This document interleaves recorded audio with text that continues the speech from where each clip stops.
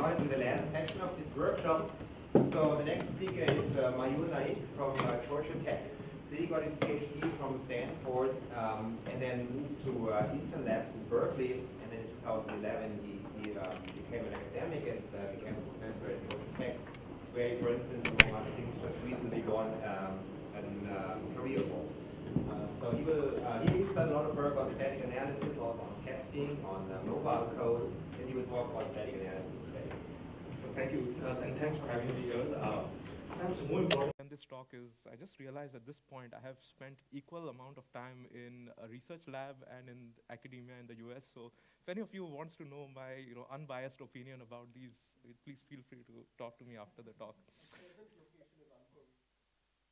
Yes, okay. I promise that will be the case. Okay. So this is joint work with, I'm going to talk about work we have been doing for the past 4 years with various people here. Started on with a student in machine learning at Berkeley, who's now a faculty at Stanford. Continued on with Muli Sagiv at Tel Aviv University, and has been continuing with my students at Georgia Tech, and of course my a longtime colleague Hong Sok Yang and his postdoc Radu Grigori. Okay, so here's a bit of perspective about static analysis that is in a way relevant to what I'm going to talk about. So you can view the static analyses from 70s to 90s as being what I call client oblivious.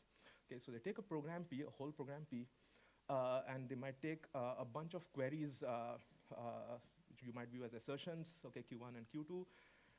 These analyses would construct a global abstraction A and use that to answer both these queries. And in this talk, we'll focus on sound analyses, but incomplete ones. Okay? And at some point, people started asking this question that as the field progressed, people started using program analyses for more and more diverse tasks. Started asking, shouldn't we be using some information about the client in order to tailor this abstraction, okay? Because different clients have different precision and scalability needs. And so what we see from, I would say, roughly the 2000s onwards is what I call client-driven analyses. People also call these demand-driven, and there are various names for this. The main idea is that now you construct an abstraction that is tailored to the query that you want to answer, okay? The two examples that come to my mind are what I would call modern pointer analyses, both for Java and for C, C++, and software model checkers, of course, Slam, Blast, Yogi, and so on. They all target one assertion at a time. Okay? What we have done in the past 4 years is taken this a step even further, which is we have said, let's make these analyses some sense dumb, just proof checkers, okay? And let us give them a hint about how to go about finding a proof or an abstract counterexample. And I'm going to model this as a bit vector, which is linear in the size of the program P, okay? And I'll talk what these bits mean for different applications and different clients. But the main thing to note here now is there's a huge search problem, which is even though this bit vector is linear in program size, there are 2 to the power that many possible instantiations of this analysis. This sounds a bit weird the first time I talk about this concept, but what we are going to do is take these analyses and run them with different bit vectors, okay? It's always legal to run an analysis with any bit vector, but for certain bit vectors, this analysis might run out of memory, it might fail to prove your query of interest, and others it might prove it, and so on, okay? Exactly. So you can view this as we are trying to make program analysis configurable, and this is a very fine-grained knobs, okay? So why make these things parametric, right? Because first of all, it motivates new search algorithms. What we found is the moment we got the search out of the program analysis, we could try new algorithms for doing this search. So testing is one example, machine learning is another. Moreover, we could also ask very interesting analysis questions. So for example, what is, in some sense, an optimal abstraction, an optimal bit vector under which you can prove a query? And I'll get to why that is an interesting question. Another is impossibility, which some of you might know as divergence, right? Instead of going on trying an analysis on new bit vectors, can we just say that no bit vector is going to be able to prove a certain query? Why? Because maybe the query is fundamentally false, okay? Concretely false, or because your analysis is just imprecise, so no abstraction in this space can help it.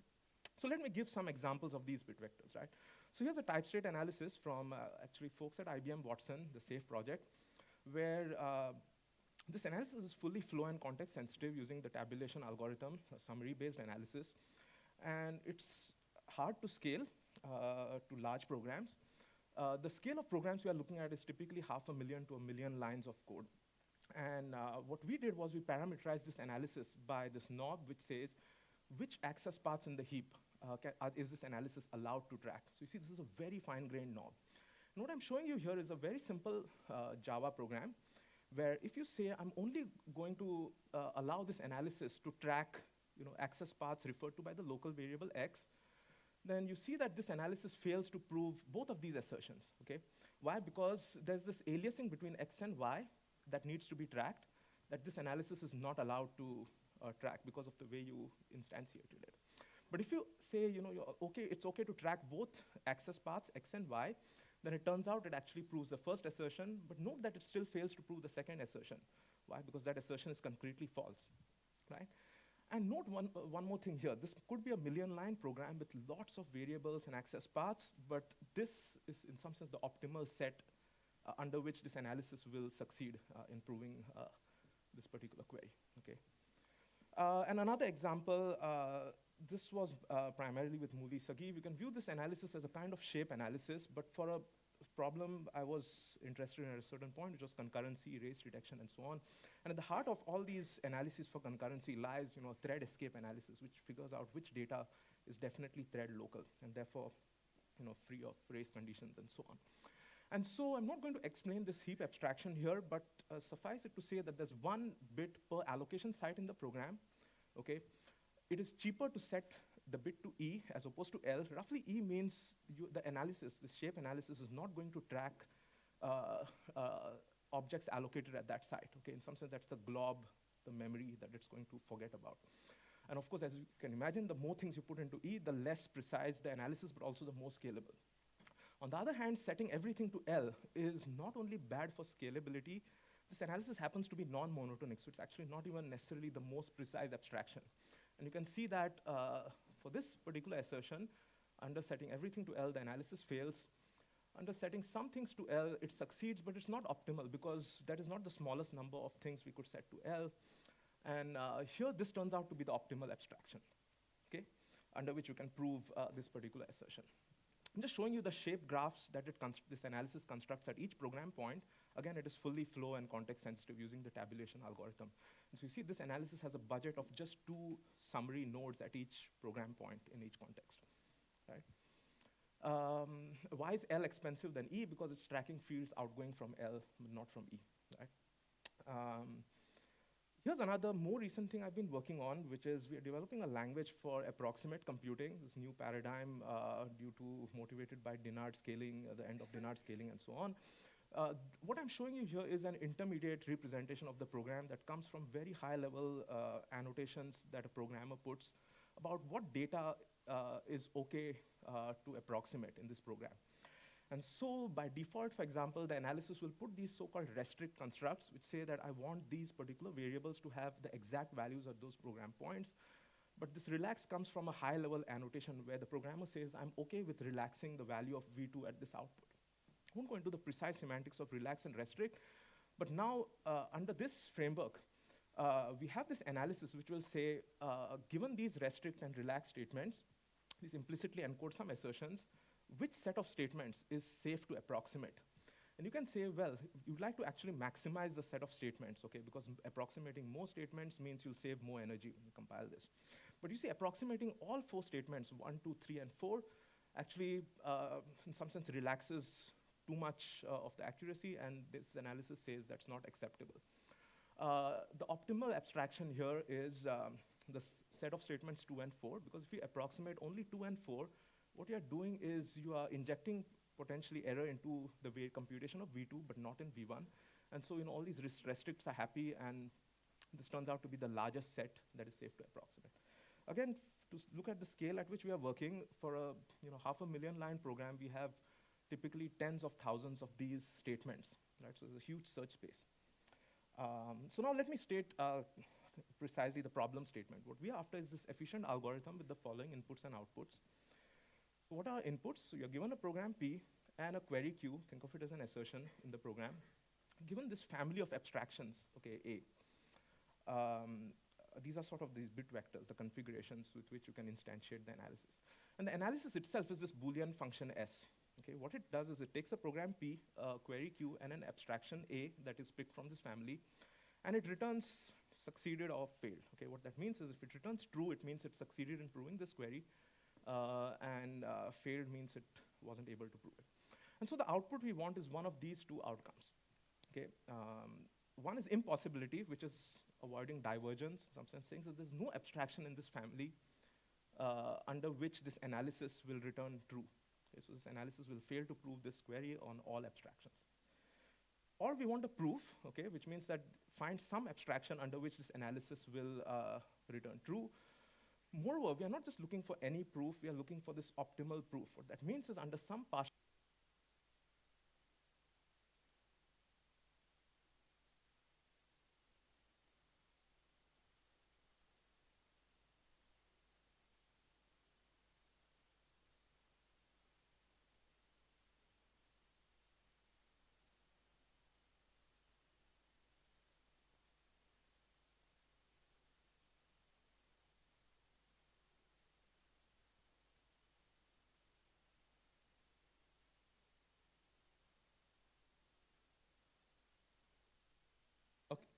Yes, yes, please. I mean, this.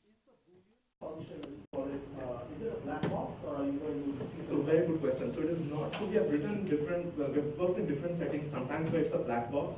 Even then we have made certain monotonicity assumptions on the search space. So if everything is a black box, and of course no interesting search technique can develop. But in this case, I'm going to say if it fails, it will give us a counterexample, an abstract counterexample. We won't be able, let's get into the details. So it's not a black box for more interesting search techniques. We actually started, why did we work on this? We really wanted to actually see how to do machine learning. And now that Martin and Rachel have come up with these cool ideas, I'm hoping they'll use all this data we have to actually do machine learning. The strange thing is we never ended up doing machine learning because we found there were so many deterministic approaches that were interesting to try that people hadn't tried before, that we never really went to this goal. So optimal abstractions are good for machine learning because sparse bit vectors are more generalizable and so on, right? So we wanted to collect all that data to do machine learning later on to improve the search. We later realized that this could be useful for these bit vectors can be viewed as assumptions on the environment, analysis and precision facts. You see this body of work called abduction nowadays that is very popular. So that could, so that is why you might want optimal abstractions. Again, smaller feedback from users is better. Yet another is we wanted to see what are empirical lower bounds. Do you really need very heavyweight abstractions to prove certain queries? Surprisingly, we found that actually sticking to cheaper abstractions also meant that your overall search algorithm was efficient. So it's very different from, for example, model checkers like SLAM and BLAST, and so correct me if I'm wrong here, which is what so these model checkers can sometimes hit points farther above this minimum cost abstraction. And so what we found that if we did that, then our analysis quickly stopped scaling, which is if we hit these A's which are higher up in this lattice, then the analysis themselves would run out of memory. And yeah.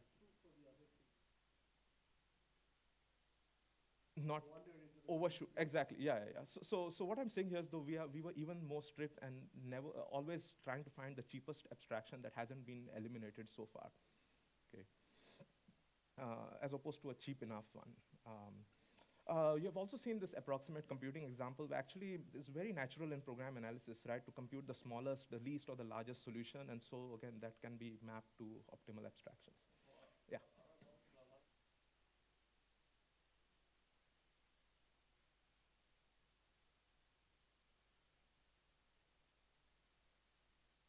So, say that again.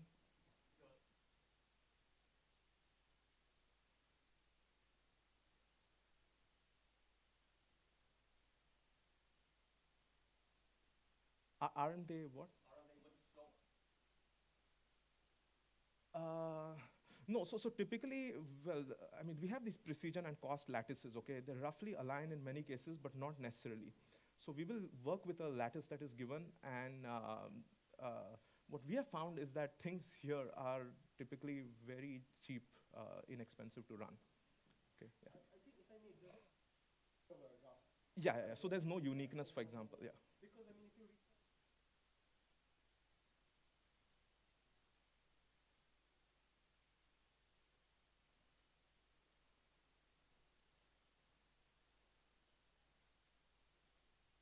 right, so I think this picture is Yeah. not drawn to scale. Yes.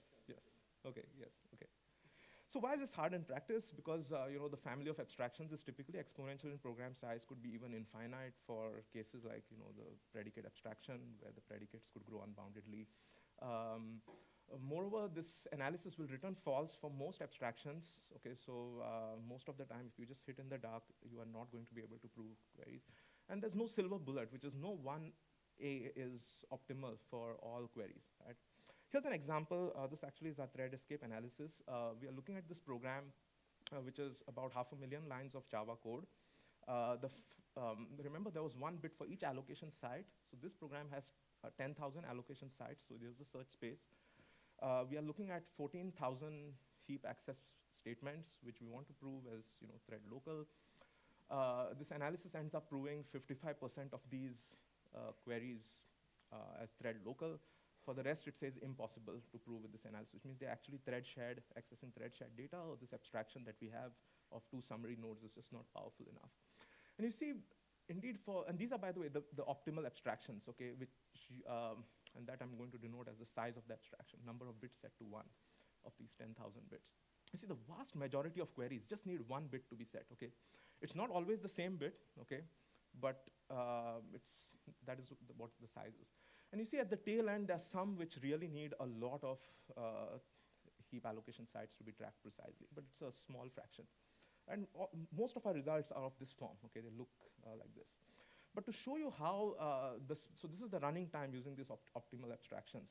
And what you see here is once you limit to these optimal abstractions, every time you run your analysis, and this is 100% of the queries where the analysis actually succeeded, which means it proved the query of interest, it almost runs in constant time, in some sense independent of the program size. So the running time of this analysis we have, this tabulation algorithm, is in some sense very sensitive to how big that bit vector, well, how many bits you set to 1.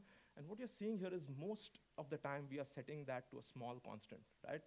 This is an unoptimized version, which is not enabled unless you assume optimal abstraction, unless you use optimal abstraction. So it even times out for certain queries. The point here is that we believe these proofs are of, in some sense, constant size. Even if your program gets very large, these optimal proofs will still be manageable, okay? So what we have done is, over the last 4 years, we have worked on different search algorithms to come up with these bit vectors with various assumptions and different guarantees. And I'm going to talk today about the one in PLDI 14, where we are going to assume that your analysis is written using constraints, in particular in data log. And all of these search algorithms, by the way, are available in our open source framework for Java, bytecode. So you can plug in any client you have for Java that might need this these search algorithms. Yeah.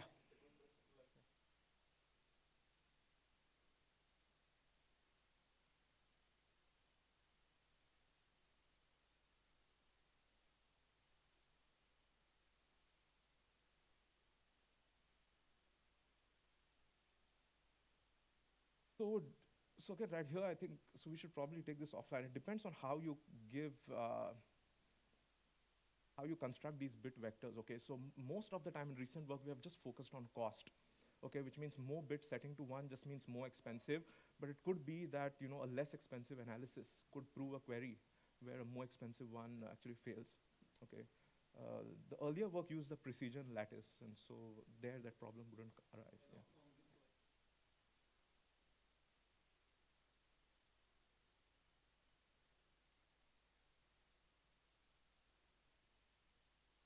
Yes. So the bit vector there is each, in some sense, assignment in the program, whether to approximate it or not. And approximating it means 1. That means approximating more is better because it will save energy. Okay, so data log, for those of you who need a quick review of what data log is, I believe John Whaley and a bunch of others pioneered this, used data log first for program analysis. And now it has become so popular that, what? Okay, Tom Reps and so on, yes, sorry about the historical thing. Okay, so, but it has gotten more and more popular, so sort of a resurgence. Even LLVM, I hear, is now considering allowing analysis written in data log.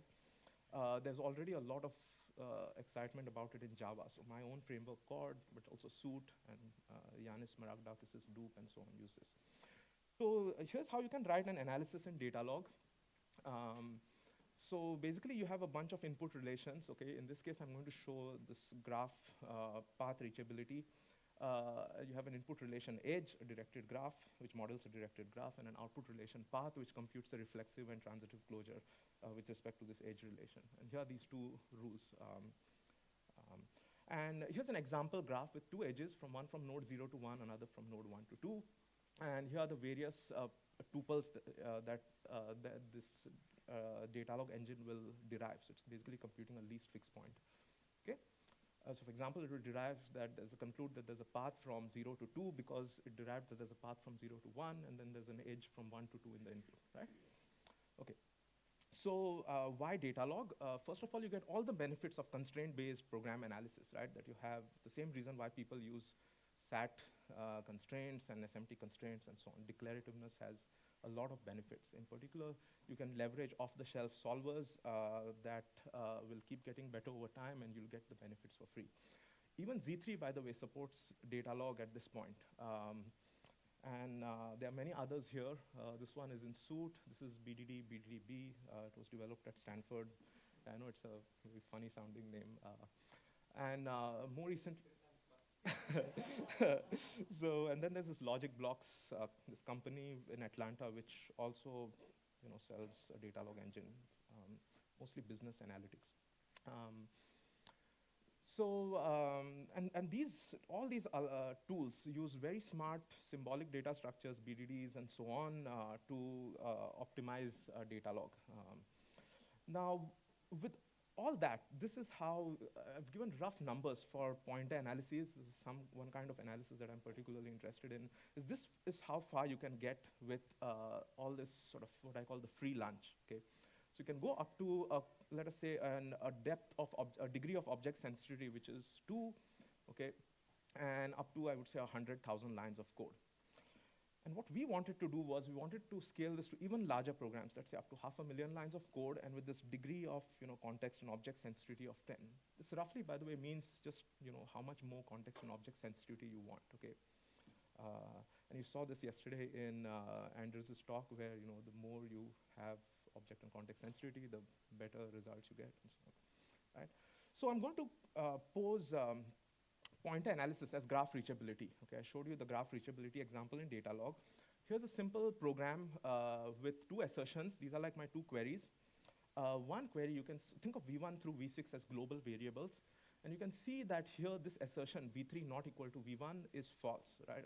I mean, it cannot be the case that V3 is not equal to V1. In fact, it's always equal here, okay, because it's passed around through these 2 ID functions. Q1, on the other hand, is true. So V6 and V1 are not aliased, and so this assertion should be true. Okay. Now I'm going to model this whole control flow in this program using this graph. Okay, where actually nodes 6 and 7 denote these functions ID1 and ID2, and because I'm using cloning as my abstraction. So I'm using it for context and object sensitivity. I'm going to represent clones of this ID1 at the 2 call sites here and here as 6' and 6" okay? What that means is if I inline ID1 here, then I start using 6' instead of 6, okay? If I clone ID1 there, I start using 6" instead of 6. And likewise for ID2 with 7' and 7", okay? So what you can see here is basically we have 16 possible abstractions. That's the space, the search space that we have, depending on whether you inline ID1 and ID2 at each of these 4 sites, okay? The way we are going to model it is the same as the previous graph reachability, but now you can use an edge in the transitive closure only if that edge is modeled by this bit vector, which we call the relation abs. Okay, so if a bit is set to 1, that means you can put the corresponding label in this abs relation. Okay. And by the way, there's also a constraint that you cannot simultaneously inline and not inline at a call site. Okay, so this is an XOR saying that you can either choose the edge A0 or the edge A1. Okay, likewise, you can either choose edge B0 or B1, and likewise for C0, C1, and D0, D1. Okay. Now you might say that how about just encoding all of this as a massive, SAT formula and feeding it to a, say, a max SAT solver, right? Now the problem is that we lazily explore this graph, so we don't actually encode, we don't actually see this whole control flow graph. It would be extremely huge because we are going to a cloning depth of 10, okay? So you don't even have this full graph, even though I'm showing it here for simplicity, okay, to start with. So here are the two queries. I'm asking if there's a path. So this particular, the assertion I showed on the previous slide becomes a graph reachability question, whether you can prove that there's no path from node 0 to 5, and likewise that there's no path from node 0 to 2 under some abstraction. So you want to ask, does there exist some abstraction under which in this graph, okay, that abstraction will trigger certain edges to be used, and can you prove that there's no way to reach 5 from 0, right, for Q1, and likewise from to reach 2 from 0 for Q2, okay? So here's the desired result. It turns out that Q2 is impossible. Remember, that's the assertion which I said cannot be proven under any abstraction. Q1 can be proven, okay? You can show that there's no path from 0 to 5, okay, as you see in this particular instantiation of this graph. And what you need to do is the minimal abstraction. So the optimal abstraction is to only inline at A and C, okay? So which is basically the ID1 function in the two places where it is called. And what that means is you start using A1 and C1 instead of A0 and C0, and now you see there's no way to reach 5 from 0, and so you've proven this way, okay? The most expensive abstraction here would be to inline everything, by the way, so A1, B1, C1, D1, okay? So how do we do that? So our approach is CIGAR-based, okay, counterexample guided abstraction refinement. And what we do is we start with the cheapest abstraction, okay? So what that means is don't inline anything. So that means we use edges A0, B0, C0, and D0. Okay. Here's the data log computation, the least fixed point computation with this abstraction. And it turns out that you find a path from 0 to 5, as well as from 0 to 2. So you fail to prove both these queries, right? Notice that we don't know a priori which queries are provable and which are impossible. Okay, that is something we'll figure on the fly.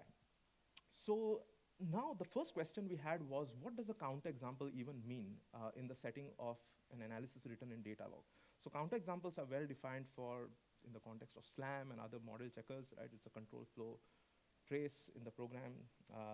But here we had no idea what a counterexample means. And what we concluded was, it basically means the derivation hypergraph, okay?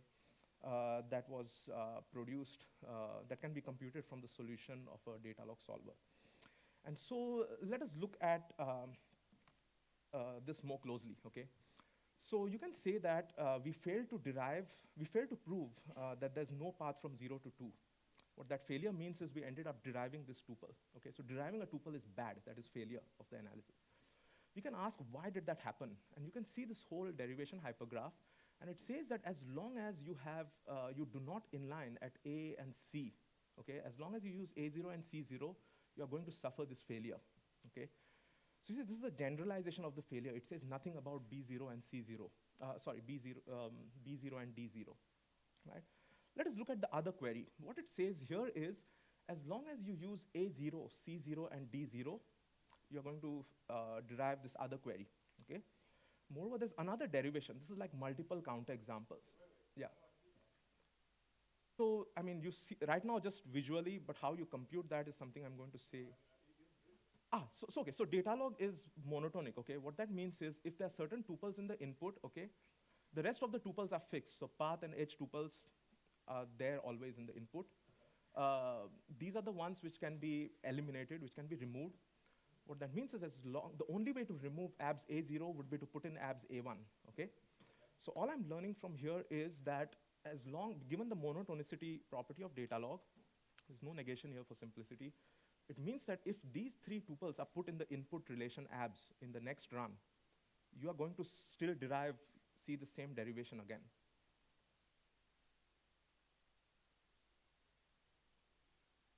Okay, so here there's a conjunction everywhere, so I'm not showing a disjunction yet, okay? So here what this is saying is I derived a path from 0 to 6 because there's a path from 0 to 0 and there's a path from 0 to 6 labeled A, well, and there's an edge from 0 to 6 labeled A0 and I have apps A0. So everything is a conjunction here that you see. And each of these is actually a grounded horn constraint, okay?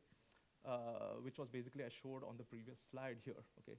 So each of these rules I'm just showing graphically, okay? Now for this other query, I showed you one case, which is A0, C0, and D0 together. The conjunction of these three tuples derives this query. But here there's another way to derive it. So this is where I get a disjunction, okay? This is another counterexample. It says, by the way, if you have A0, B0, and D0, then I also derive this query, okay? And so conceptually, what it means is at the end of the first iteration, even though I just tried one abstraction, I have already eliminated 4 abstractions, okay, from the space of 16 abstractions for each of the 2 queries. In particular, I have figured that Q2 is going to be derived the moment I have A0 and C0, which means I do not inline A and C simultaneously, okay? Likewise, for query Q1, as long as these configurations exist, I'm going to fail to prove that query Q1, okay? Okay, so very good question. Okay, so now to see the scale at which these derivations are, okay, so these typically have tens of millions of tuples, extremely large derivations. Okay, we're running these on pointer analysis and so on. We actually tried enumerating and so on for a month and eventually gave up. And this is when we learned the beauty of SAT solvers. I believe Jim Laris mentioned this in his talk yesterday, right? There's actually a very nice reason why SAT solvers are very good at this, okay? What we have here is these huge derivation graphs, okay, where they're at the leaf nodes, these assertions, and sort of, again, at the leaf nodes here, at the root nodes, the abstraction tuples. And so SAT solvers are very good at, going from this to that without enumerating all the ways. Yeah. But you have to bound. So this is.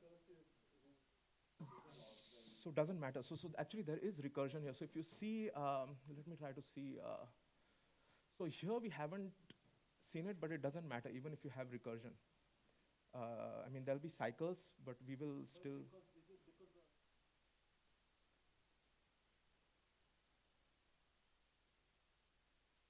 So you can have infinite derivations, but in some sense they will start reusing. Yes. There's always a minimum. Yes. Yes. Anything you can derive. Starts from there. Yeah. Yeah. So here's the maxat formulation we will use. Okay, this is a partial weighted maxat problem where we'll have a bunch of hard constraints, which we'll call this psi0, and then we'll have a bunch of soft constraints, psi1 through psi-n, with certain weights attached to them, w1 through wn.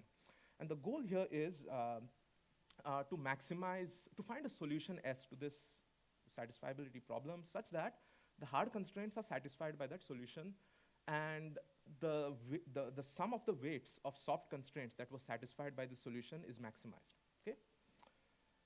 Now, how do we encode this problem of finding all counterexamples using maxat, okay? So note that we have 2 problems here. Avoid all the counterexamples as much as you can, which means generalize this failure as much as you can, but at the same time also give me the next cheapest abstraction to try, okay? That is why we have this maxat, okay? We are trying to find the, yeah.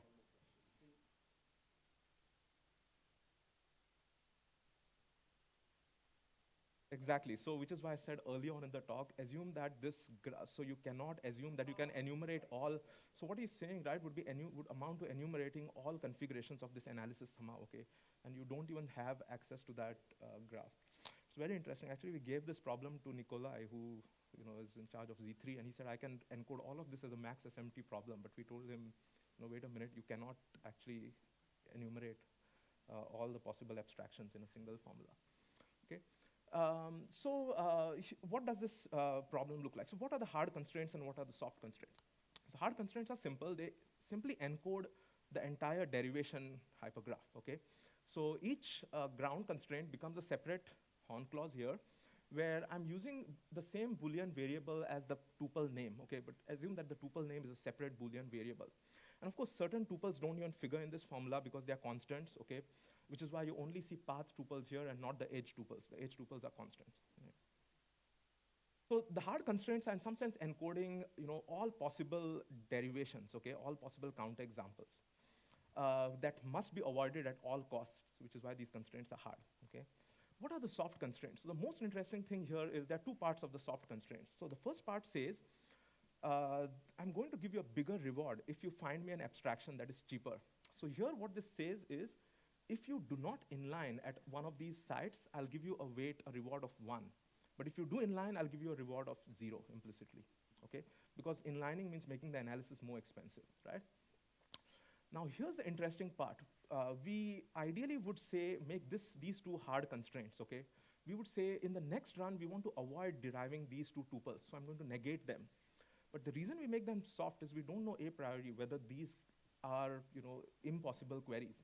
And so we just put a weight here, which is greater than the sum of these weights, so that if this maxat solver comes back and says this whole thing is unsat, then actually we know, we have a proof that these tuples, these queries are actually impossible to prove, okay? What that means is the maxat solver implicitly must have reasoned that no amount of cloning here can avoid all these counterexamples, okay? Okay, so that is the idea, okay? Now, here's a solution that comes out of the maxat solver, and it says, for example, that you need to start cloning at site A, okay? So you don't use A0, use A1 instead. But everything else you keep the same, okay? What that means is we are going to next try the abstraction A1, B0, C0, D0, okay? So this is where we are now, and I'm now going to show you the cigar loop, okay, at a higher level. So in iteration 1, we ran with a certain abstraction, which was no inlining. We got a failure, which was represented by this derivation D1, which produced a maxat formula C1. The maxat solver gives a new abstraction to try to the data log solver. The data log solver this time finds a new derivation D2, which I'm not going to show you. That in turn causes the maxat solver to solve a different problem, which is C1 and C2. Okay, notice that at this point, even more abstractions are getting eliminated. The next abstraction to try is saying, let's clone both A and C. And at this point, the data log solver says, I was able to prove Q1, okay? But I'm still not able to prove Q2. So at that point, there's yet another derivation showing the failure of proving Q2. The maxat solver at this point says unsat, okay? Which means the conclusion is Q2 is impossible to prove, okay? So one engineering issue we noticed here is having these solvers separately working on, so we use these solvers as black boxes, but the amount of data exchange between them and converting these representations is just painful because we have all relations represented as BDDs here, whereas this maxat solver requires a CNF formula and so on. So one of the things we are working on, we are hoping to work on with Nikolai, for example, is he's trying to put both of these into Z3. So he has a data log engine already there. He's realized that enough people want to do these kinds of objective functions. And so it would be really nice to have both of these in one integrated solver so that you don't incur this overhead of exchanging the representations. Okay? Now, a few things that we noticed in the process of working on this about a cigar in general. So first of all, we don't just look for one counterexample, okay? We try to generalize the failure as much as we can, and we have a notion of what is called completeness, which is we are maximally generalizing the failure in each iteration. But was surprised, as we were doing this completeness proof, we realized that this maxat solver is even reasoning about counterexamples, not just within an iteration, but even across iterations in a maximal sense. So here's an example of the counterexample that the maxat solver reasoned about in iteration 1, okay? So these were the abstractions that it said you must avoid in the next iteration. Here's the hypergraph, which was derived in iteration 3 itself. But because we are taking the conjunction of these two, so the maxat formula is growing across iterations, it is even splicing conceptually these two derivations and finding even newer counterexamples to avoid. Okay, so for example, with this new counterexample that it reasons about, it eliminates these other abstractions. Okay, so we get this acceleration effect across iterations where you are avoiding more and more counterexamples each run. Okay, So I'm going to talk about the experimental results next. So we implemented this in Chord using two off-the-shelf solvers, BDD, BDDB in data for data log, and for MaxSat, this MiFuMax one. And we applied this to two analyses that have been challenging for us to scale. Both of these analyses are written in data log. And if it wasn't clear, this is the only thing that the analysis user interacts with, okay? Just writes the analysis in data log and tells what the abstraction space is. Never sees the MaxSat solver, okay? So these two analyses are fairly different, have about 50 rules each.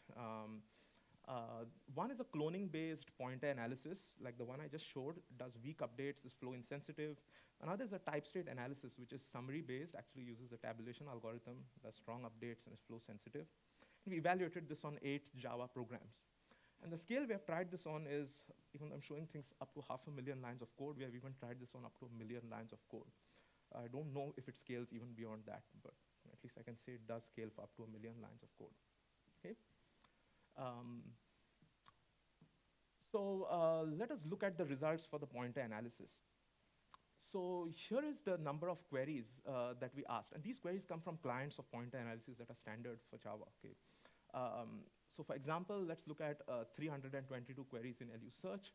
We used some of our past baseline algorithms, and this is what the maximum was that we could resolve. So 29 queries out of 322. Okay, but this approach resolved all 322. By resolved, by the way, I just mean proved impossible or found a proof. Okay, for us that means it was resolved.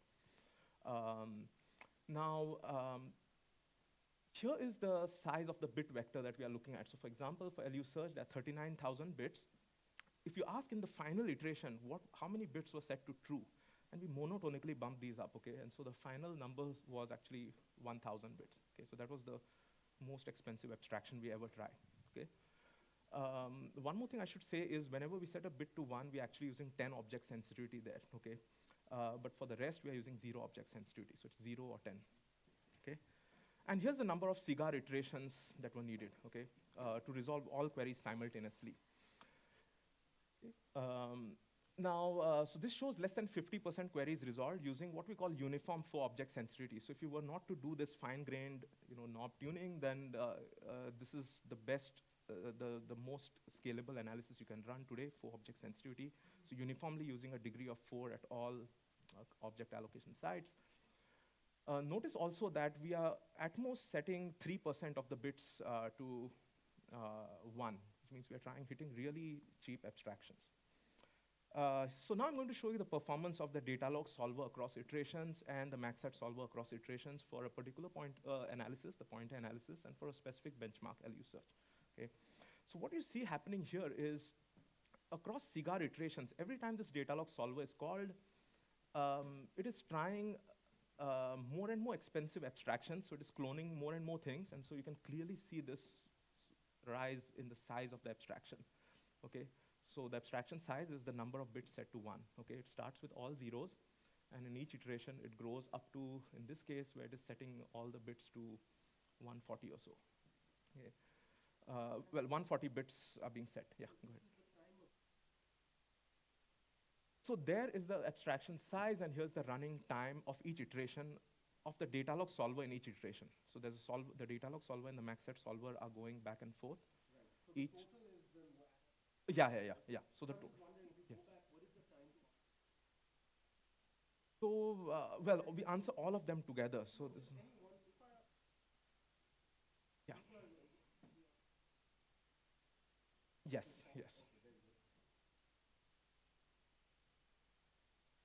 So we are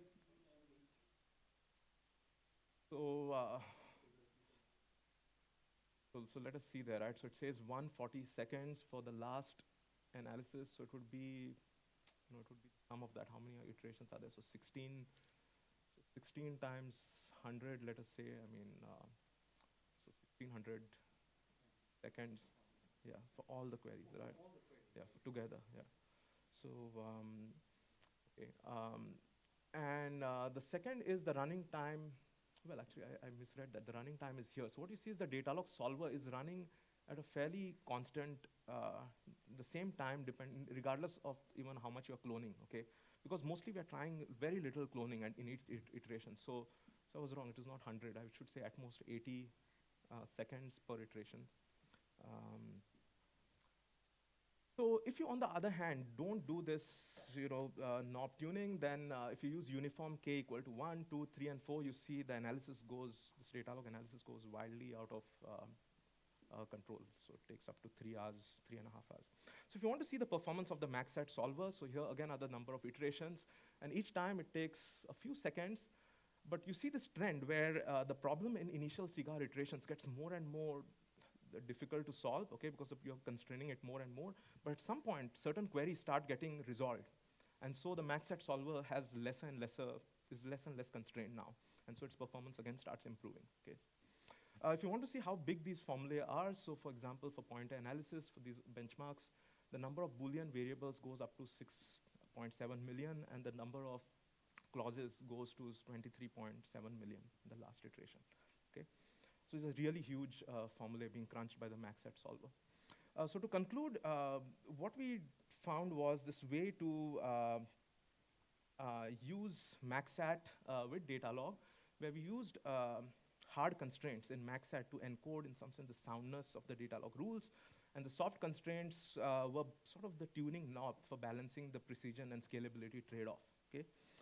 One more thing we want to try next is actually, so this is ongoing work where we want to use, again, this hard plus soft combination, but for a different purpose. We want to consider trading off soundness, potentially, for precision. So can we even relax some rules of the analysis itself in return for more accuracy? Okay. So thank you for your attention, and I'll be happy to take any questions.